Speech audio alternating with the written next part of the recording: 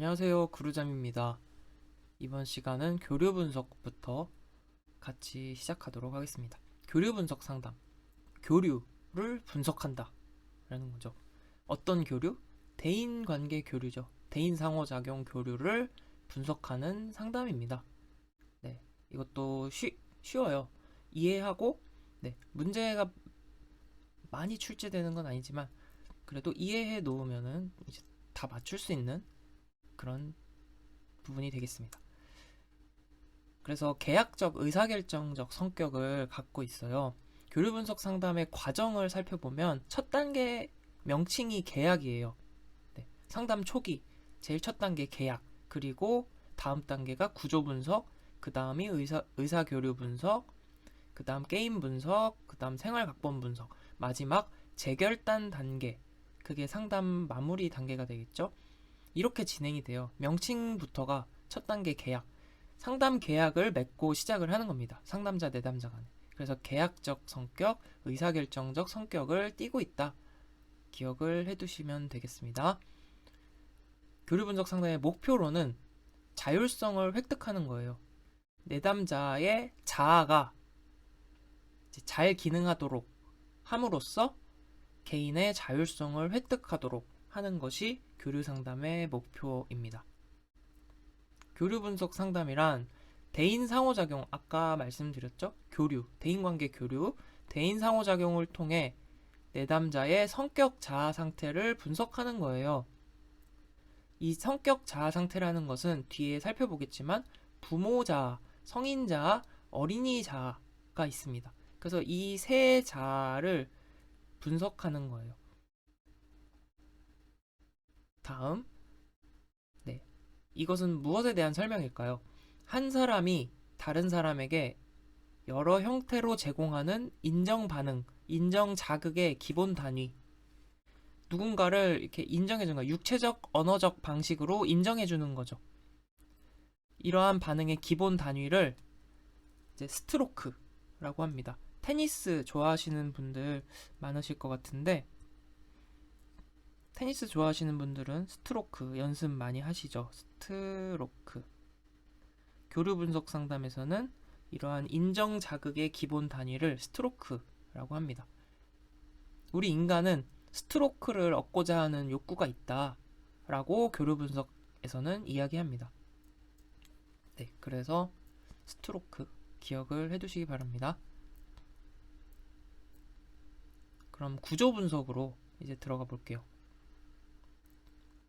구조 분석은 자아 구조 분석이라고도 하는데 아까 간단히 말씀드렸었죠. 부모 자아, 성인 자아, 어린이 자아가 있다. 이러한 자아 구조에 대해서 분석하는 것. 이 세 가지 자아의 내용, 기능을 이해하는 방법이 구조 분석이 되겠습니다.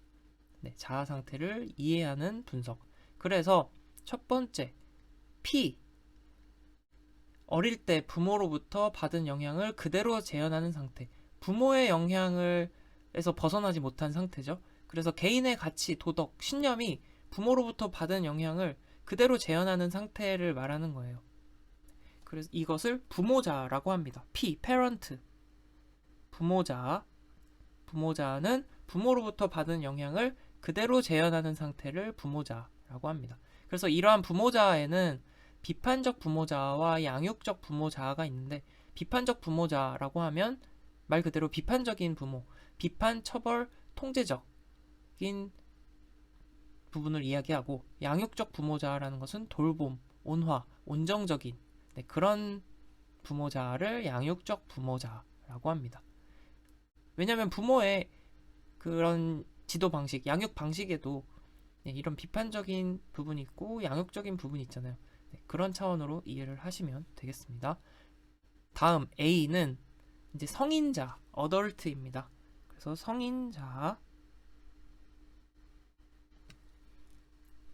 성인자란 어린이 자아와 부모 자아를 중재하는 자아예요. 그래서 현실적, 합리적, 객관적 판단을 하는 자아를 말합니다. 건강한 자아입니다. 네, 성인자. 마지막 C, child 해서 어린이 자아.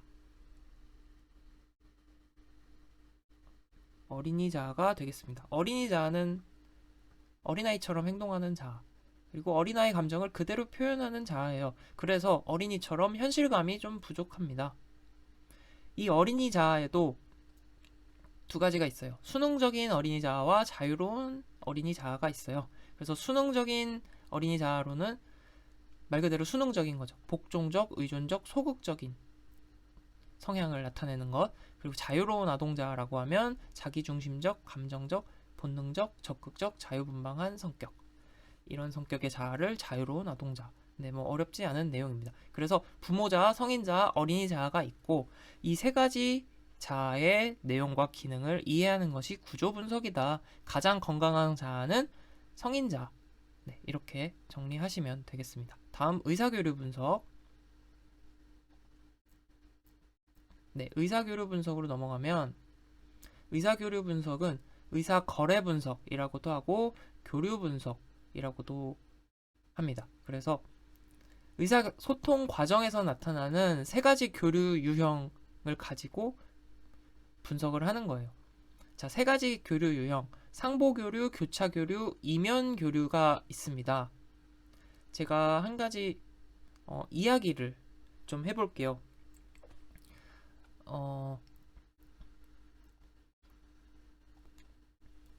네, 룰루와 랄라라는 부부가 있다고 해봅시다.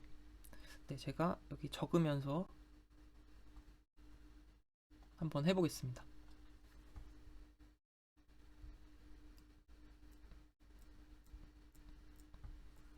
네, 룰루와 랄라는 부부인데 룰루, 네, 룰루, 그리고 여기는 랄라.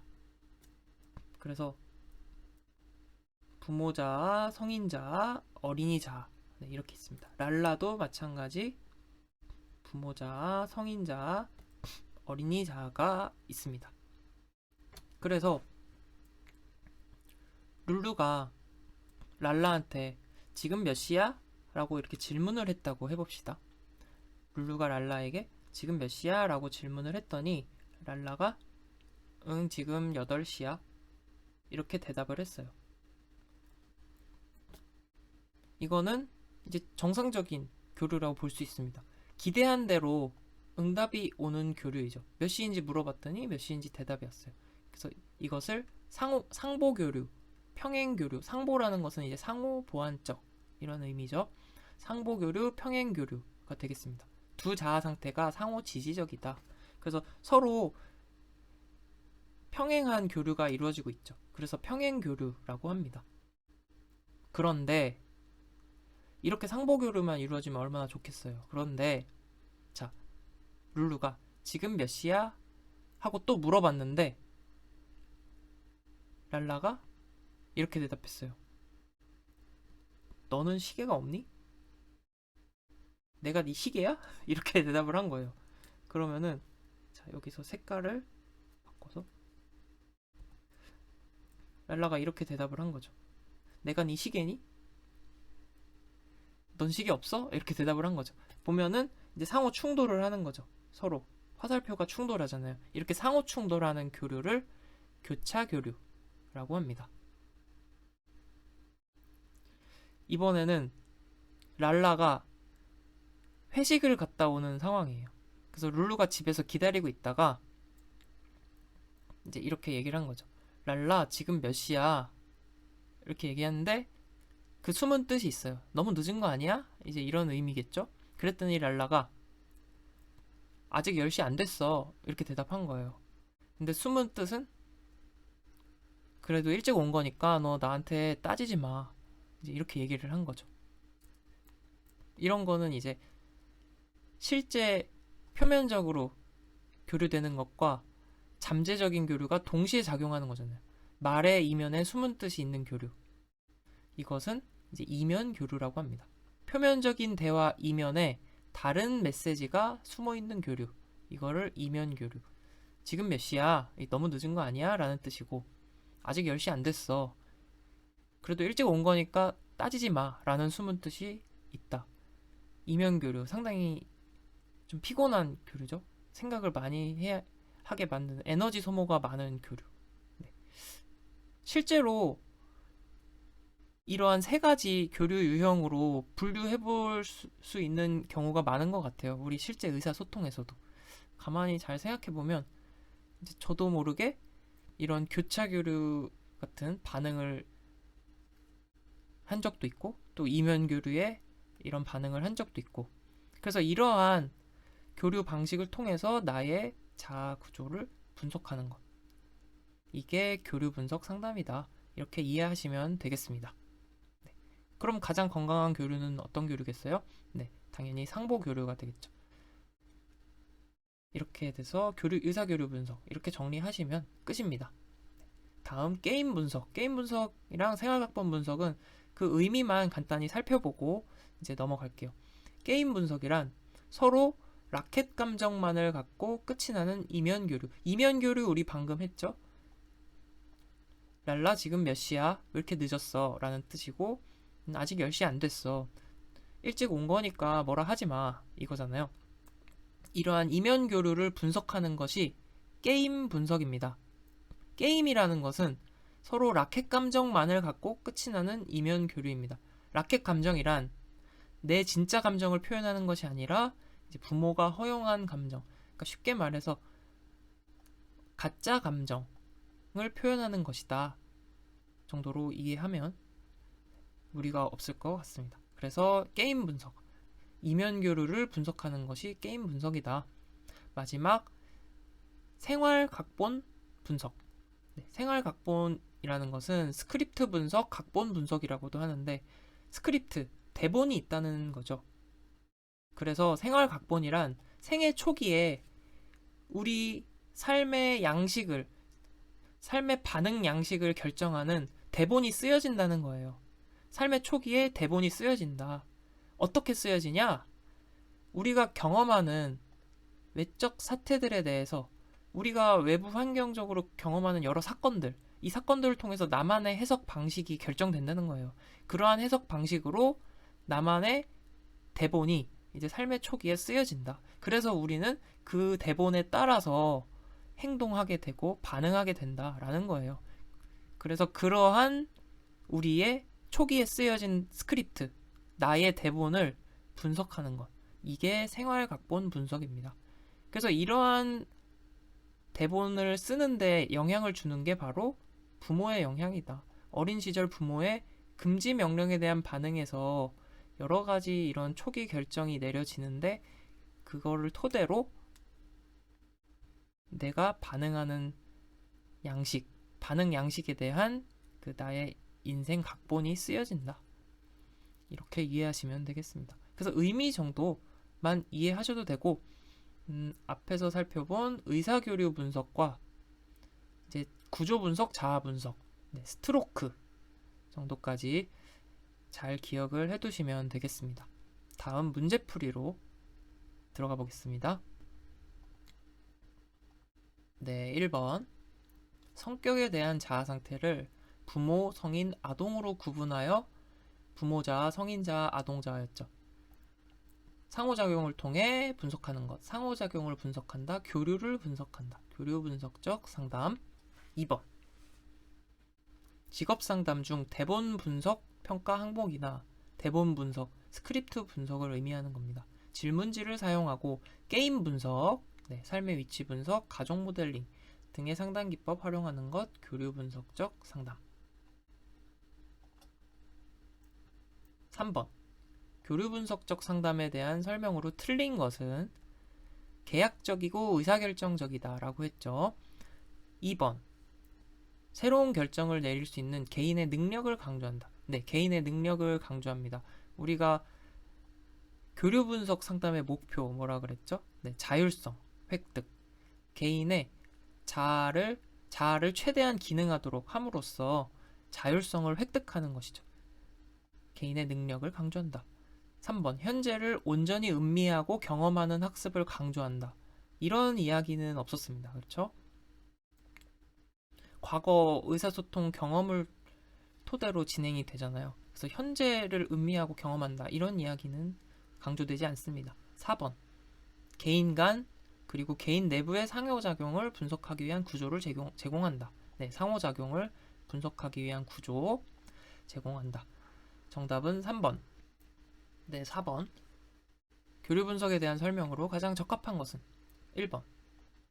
어린 시절 결단에 기초한 삶의 계획을 생활 양식이란다. 생활 양식, 어린 시절에 형성되는 생활 양식, 어떤 상담의 이야기였을까요? 생활 양식 강조했다. 네, 아들러 개인주의 심리학에 대한 내용입니다. 2번. 의사교류에서 교차적 의사교류 뭐였죠? 랄라야, 지금 몇 시야? 랄라의 대답. 내가 네 시계니? 이거잖아요. 상호 충돌, 교차교류. 네. 가장 건강한 의사교류는 뭐였죠? 네, 상보적 의사교류. 그쵸? 상보적 의사교류, 평행교류. 그래서 틀린 얘기죠? 네. 3번. 사람들은 애정이나 인정 자극, 스트로크라고 했습니다. 사람들은 애정이나 인정 자극을 얻기 위해 게임을 한다. 네, 그렇습니다. 그래서 게임 분석 단계가 있었죠. 4번. 개인 내부에서 이루어지는 다양한 자아들 간의 상호작용을 의사교류라고 한다. 네, 개인 내부에서 이루어지는 상호작용이 아니죠. 네, 상호작용, 대인관계적인 교류에서 이제 이루어지는 것을 의사교류라고 하죠. 그래서 정답은 3번. 5번. 다음 대화는 교류 분석 이론의 어떤 유형에 해당하는가? 철수야, 우리 눈썰매 타러 갈래? 나이에 맞는 행동 좀 해라. 난 그런 쓸데없는 짓으로 낭비할 시간이 없어. 뭐가 떠오르시나요? 우리 룰루랄라가 떠오르셔야 돼요. 룰루가 지금 몇 시야? 랄라. 내가 네 시계니? 이거잖아요. 네, 교차적 교류, 상호 충돌. 다음 6번으로 갑니다.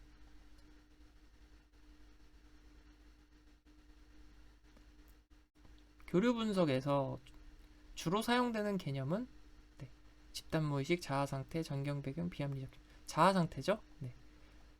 참고로 집단무의식 기억해두세요. 이게 분석심리학, 융의 분석심리학적 상담. 그리고 전경과 배경은 뭐였을까요? 네, 앞에서 공부한 게슈탈트 형태주의 상담. 비합리적 신념은 인지 상담이 되겠습니다. 인지 상담, 인지행동 상담. 네, 7번. 교류 분석 상담의 상담 과정에서 내담자 자신의 부모, 성인, 어린이 자아 내용을 분석하는 것 뭐였죠? 이 교류 분석의 4가지 중에서도 구조 분석이었습니다. 자아 구조를 분석하는 것. 정답 1번.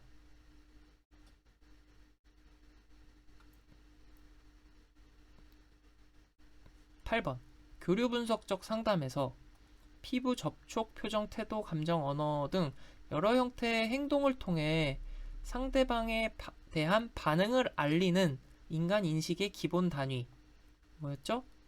네, 스트로크입니다. 그래서 인간은 스트로크를 얻고자 하는 욕구가 있다. 네. 테니스 칠 때 이렇게 딱 스트로크 연습하잖아요. 반응, 공이 넘어오면은 그대로 받아서 또 넘겨주고, 네, 이런 걸 빗대서 이해하시면 되겠습니다. 스트로크, 인정, 자극. 9번.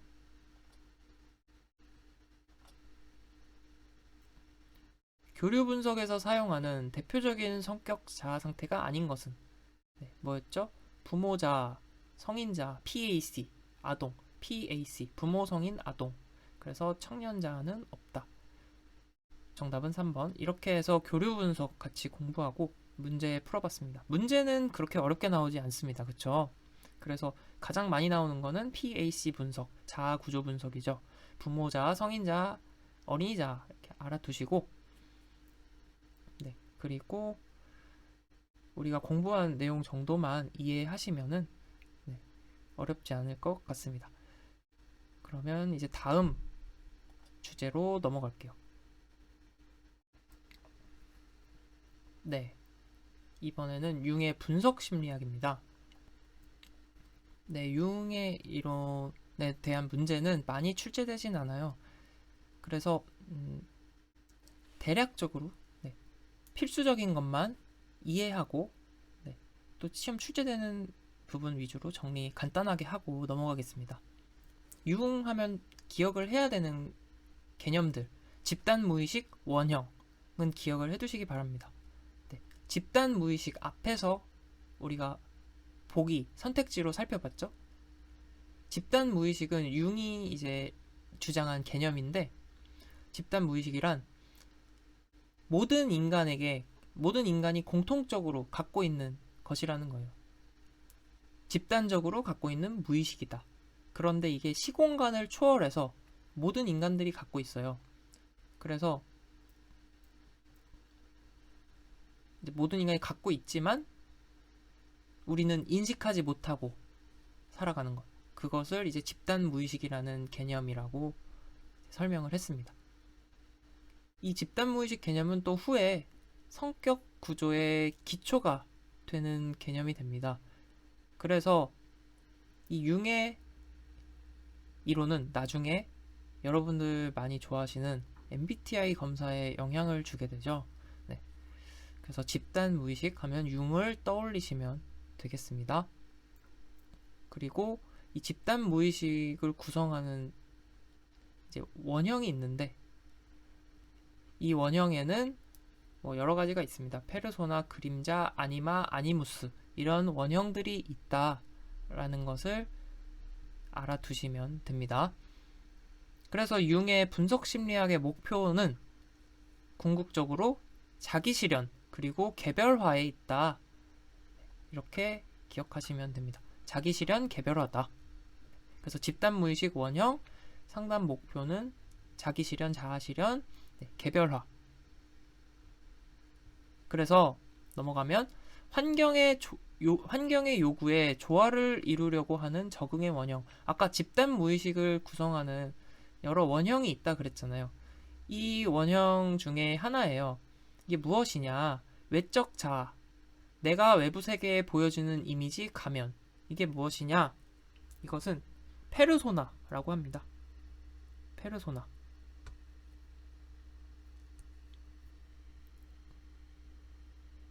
아이고, 이 글씨가 네. 페르소나.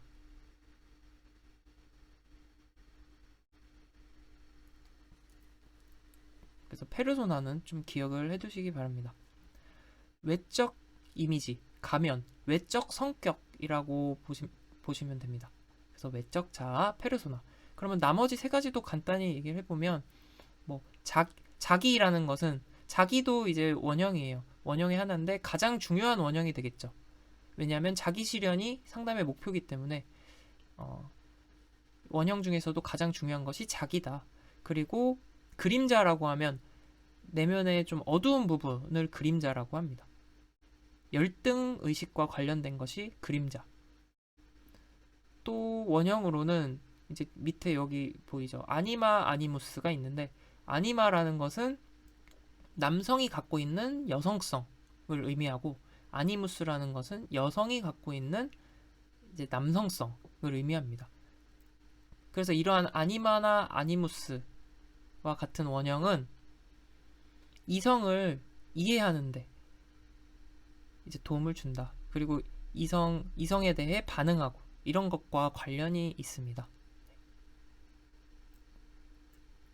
그래서 우리 인간은 이제 남자로 태어나든 여자로 태어나든 다 아니마와 아니무스 그 양성성을 다 갖고 있다는 거예요. 그렇기 때문에 남성에게는 여성적 원형인 아니마가 있고, 여성에게는 남성적인 원형인 남성성의 원형인 아니무스가 있다.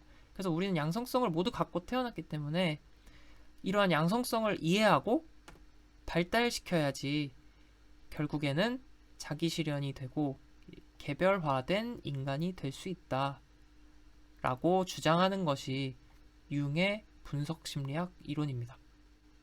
그래서 성격이라는 것은 이러한 원형을 일생을 통해서 분화, 통합시켜 나감으로써 이루어지는 과정이다 라고 했어요. 그래서 분석 심리학 간단하게 정리해봤습니다.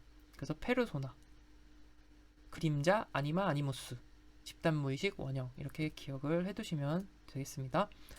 자, 그래서 출제되는 내용은 이제 4단계 치료 과정에 대해서 출제가 됐어요. 융의 4단계 치료 과정, 분석 심리학적 상담의 4단계 치료 과정 뭐냐? 그냥 암기하시면 됩니다. 고백, 명료화, 교육, 변형. 그래서 고백, 명료화,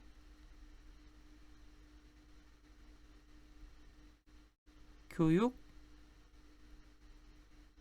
변형. 네, 이렇게 4단계로 진행이 된다. 고백 단계에서는 내담자가 개인사를 고백을 합니다. 개인사를 고백하면 어느 정도 이 카타르시스 효과, 정화 효과가 일어나게 돼요. 자신의 고백을 털어놓게 되면 그 자체로도 이제 효과가 어느 정도 있겠죠. 그리고 내담자와 상담자 간에 비밀을 공유하게 되니까 치료적인 동맹이 형성되겠죠. 치료적 동맹이라는 것은 치료적으로 좀 더 유대 관계가 끈끈해진다. 그게 이제 고백 단계이고, 거기에서 이제 명료화 단계로 넘어가면 문제의 기원과 탐색, 문제의 기원에 대해서 탐색하게 되고 더 깊이 들어가는 거죠. 전이 역전이를 탐색하고 이해하고, 그 무의식적인 내용을 이제 표면화하는, 즉 무의식적인 내용을 좀 더 명료화시키는 이제 의미, 명료화시키는 단계가 이제 명료화 단계가 되겠습니다. 그래서 여기서는 아까 얘기했던 아니마, 아니무스, 페르소나, 그림자 이런 것들에 대해서 명료화하게 되는 단계입니다. 그렇게 되면 자신의 문제에 대해서 어느 정도 통찰을 갖게 되겠죠. 그리고 나서 교육 단계로 넘어가면 교육 단계에서는 페르소나 자아에 초점을 두고 자신의 성격에 대한 이제 통찰이 이루어지고 상담자가 내담자의 사회 적응을 이제 발달시키기 위한, 사회 적응을 돕기 위한 이제 단계가 되겠습니다. 마지막 변형 단계는 상담의 마무리 단계라고 할 수 있습니다. 그래서 상담의 목표, 자기 실현 개별화라고 했습니다. 그래서 자기 실현을 추구하도록 하고 내담자의 의식적, 무의식적 정신 경험에 초점을 두고 진행이 된다. 이렇게 진행이 되고, 그래서 이 4단계 과정을 명칭을 기억해 두시면 됩니다. 명칭을 기억해 두시면 되는데, 이 흐름을, 이 스토리를 어느 정도 알고 계시면 막 암기하지 않아도 해결이 될 것 같습니다. 그래서 고백, 명료화, 교육, 변형. 그러면 문제풀이 바로 들어갑니다. 1번. 융이 언급한 원형들 중 환경의 요구에 조화를 이루려고 하는 적응의 원형 무엇일까요? 환경의 요구, 외부 자극이죠. 외부의 요구에 적응하는 외적 자아, 페르소나 되겠습니다. 아니마는 뭐였죠? 남성이 지니고 있는 여성적 원형, 남자가 지니고 있는. 아니무스는 여성이 지니고 있는 남성적 원형. 그림자는 나의 어두운 측면, 열등감과 관련이 됐다. 2번. 융이 제안한 4단계 치료 과정. 처음에 고백을 통해서 비밀을 공유하게 되면서 치료적 관계가 끈끈해지고, 그 다음에 자신의 문제를 좀 더 깊이 들어가면서 무의식에 대해서 명료화하게 되고, 그 다음 사회 적응을 돕기 위한 교육, 마지막으로 자기 실현을 위한 변형 단계. 그래서 정답은 2번 되겠습니다. 이렇게 해서 이번 시간에는 분석 심리학 그리고 교류 분석 상담 같이 공부를 해봤습니다. 네. 오늘도 같이 이렇게 공부하시느라 수고하셨고요. 다음 영상에는 어떤 내용일까요? 네, 다음 영상은 이제 현실 치료, 현실 요법부터 계속 진행하도록 하겠습니다. 네, 도움이 되셨다면 구독, 좋아요도 눌러주시고, 네, 댓글도 뭐 남겨주시면 감사하겠습니다. 오늘도 여러분들 화이팅 하시고 다음 영상으로 다시 돌아오겠습니다. 감사합니다.